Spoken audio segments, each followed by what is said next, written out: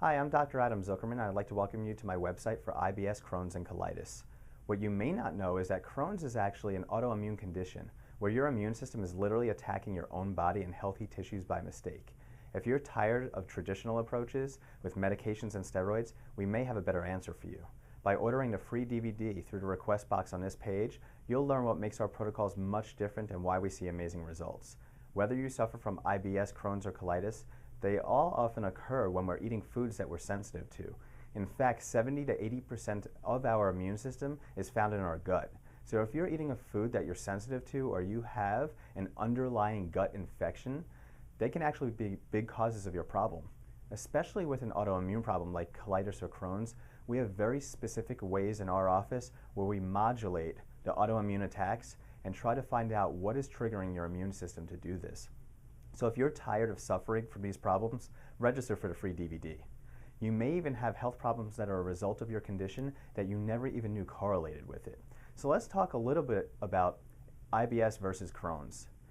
Both actually cause similar gut symptoms. Both can cause similar symptoms throughout your whole entire body.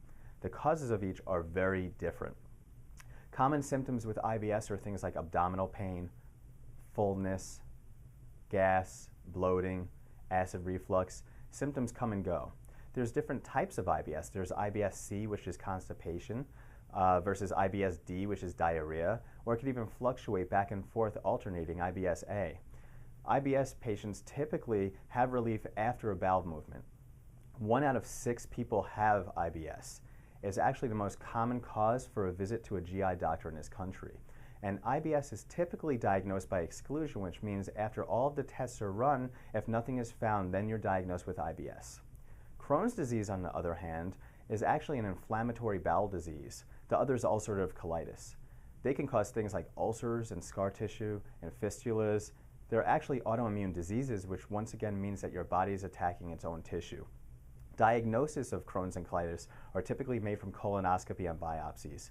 You could have exacerbations and remissions of your symptoms over and over and over, back and forth throughout your life. Symptoms are similar to IBS, except you can develop uveitis, which is an inflammation of the internal eye, spondyloarthropathy, which is an inflammation of joints and tendons, skin nodules and ulcers, anemia, the list goes on and on. In fact, the father of medicine, Hippocrates, said, "Look to the gut, and there you will find the cause of all human illness." Therefore, a GI problem can affect the entire body in many ways.